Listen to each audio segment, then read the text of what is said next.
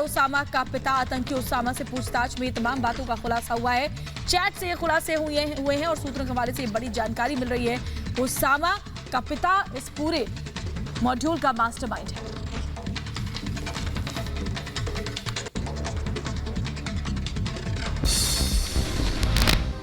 ISI terror module पर हुए इस बड़े खुलासे में जहां उसामा के साथ उसका परिवार भी टेरर मॉड्यूल का हिस्सा दिख रहा है, वहीं इस पूरे मामले में पाकिस्तान और डी कंपनी की साजिश भी सामने आई है। दिल्ली, यूपी और राजस्थान से पकड़े गए आतंकियों को लेकर सबसे बड़ी बात सामने आ रही है कि सभी फिर से 26/11 जैसे किसी बड़े हमले की प्लानिंग में थे।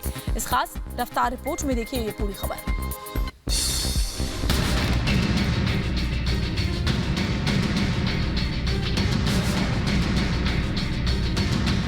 दिल्ली, यूपी और पंजाब से गिरफ्तार आतंकियों से पूछताछ के आधार पर चल रही जांच जैसे जैसे आगे बढ़ रही है, मामले में नए और बड़े खुलासों का सिलसिला लगातार जारी है। इस बीच दिल्ली से गिरफ्तार आतंकी उसामा से पूछताछ और चैट के हवाले से अहम जानकारी हाथ लगी है। उसामा से पूछताछ में पता चला है कि इस टेरर मॉड्यूल का मास्टरमाइंड कोई और नहीं बल्कि उसका चाचा हुमैद और पिता उसैदुर रहमान है, जिसके बाद अब पुलिस इन दोनों की तलाश कर रही है। इस टेरर मॉड्यूल को लेकर रिपब्लिक के हाथ लगी जानकारी के अनुसार भारत को दहलाने के लिए टेरर और अंडरवर्ल्ड का नया मॉड्यूल तैयार करने की जिम्मेदारी आईएसआई के कर्नल रैंक के अफसर को दी गई थी और उस कर्नल ने टेरर मॉड्यूल को खड़ा करने के लिए दुबई में मौजूद उसामा के पिता का चयन किया, जिसके बाद जालिम पिता ने अपने बेटे को ही आतंक की ट्रेनिंग लेने के लिए आतंकिस्तान यानी पाकिस्तान भेजने का फैसला किया।